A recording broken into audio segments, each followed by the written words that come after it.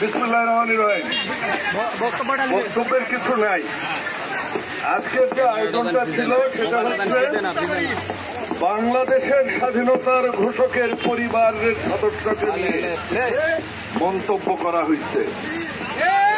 আজকের যে আয়োজনটা ছিল সেটা হচ্ছে বাংলাদেশের গণতন্ত্র যে পরিবারের সাথে জড়িত। আজকের আয়োজনটা ছিল বাংলাদেশের অস্তিত্বের সাথে যার নাম জড়িত, বাংলাদেশের শ্বাস প্রশ্বাসের সাথে যার নাম জড়িত, শহীদ প্রেসিডেন্ট জিয়াউর রহমানের সন্তান, বিএনপির ভারপ্রাপ্ত চেয়ারম্যান, যিনি গণতন্ত্রের জন্য কোনোদিনও ভারতের রক্তচক্ষুকে উনি কোনোদিনও ভয় করেননি।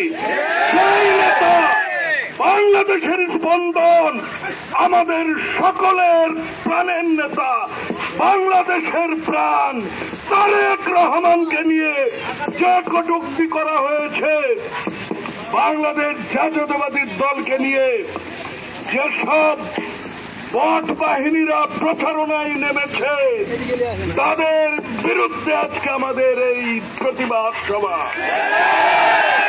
প্রিয় নেতৃবৃন্দ, আজকে বাংলাদেশের যারা ফটর ফটর করে, যারা চটর চটর করে, যারা এই তথাকথিত বট বাহিনীর দোসর, তাদেরকে বলি, তোমাদের রাজনীতি করার সুযোগ দিয়েছিল আমার নেতা, আমাদের নেতা, বাংলাদেশের নেতা শহীদ প্রেসিডেন্ট জিয়াউর রহমান। ভুলে যেও না, গত 15 বছরে ছায়া দিয়ে রেখেছিলাম। একটা প্রমাণ দেখিয়েছি মহিলা কলেজে। রাজনীতি করবেন, ভালো করে করবেন। জামাতকে আমরা শ্রদ্ধা করি, মৌলানা দেলোয়ার হোসেন সাঈদীর জন্য আমরা কথা বলেছি। আমাদের শ্রদ্ধা আছে মতিউর রহমান নিজামের জন্য, আব্বাস আলী খানের জন্য। কিন্তু তোমরা কোন জামাত শুরু করেছ, এটার জবাব তোমরা একদিন পাবে। প্রিয় নেতৃবৃন্দ, আজকে প্রশাসনকে নিয়ে তো একটু বলতেই হবে। অনেক দিন হয়ে গেল না, নাপা ট্যাবলেট দেওয়া হয়নি। ওনারা নিজেরাই নাপা ট্যাবলেট খেয়ে বসে আছে। এই নাগরিক পার্টিকে নাকি কি কি সব অনুদানের ভাগও দেয়।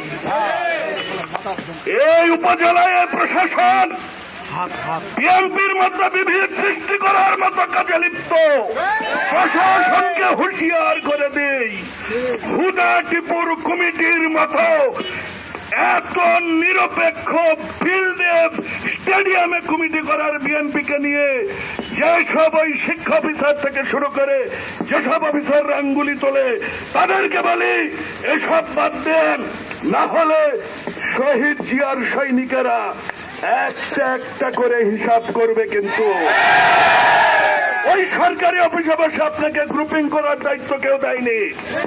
সাবধান করে দিচ্ছি, আজকের এই বৃষ্টি স্নাত জনসভা থেকে দেখে যান শহীদ জিয়ার সৈনিকেরা কিভাবে জিয়া পরিবারের জন্য লড়তে পারে।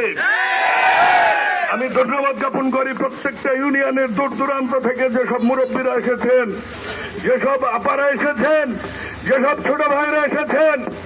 এমন দুর্দিনে আমরা 17 বছর লড়েছি, শহীদ জিয়ার কোন সৈনিককে কেউ কিনতে পারেনি, আগামীতেও পারবে না। প্রিয় বন্ধুরা আমার, দেশকে নিয়ে ষড়যন্ত্র হচ্ছে, একটার পর একটা চক্রান্ত হচ্ছে। আমরা শুধু চুপ আছি, কারণ আমাদের নেতা শহীদ প্রেসিডেন্ট জিয়াউর রহমানের সন্তান, ম্যাডাম খালেদা জিয়ার সন্তান, আমাদেরকে শিক্ষা দিয়েছে মানবিকতার, আমাদের শিক্ষা দিয়েছে গণতন্ত্রের, আমাদের শিক্ষা দিয়েছে সাম্যের। সেজন্যই বলছি, একটা দেশ আসলে আপনাদের কোনো কিছু খুঁজে পাওয়া যাবে না। প্রিয় নেতৃবৃন্দ,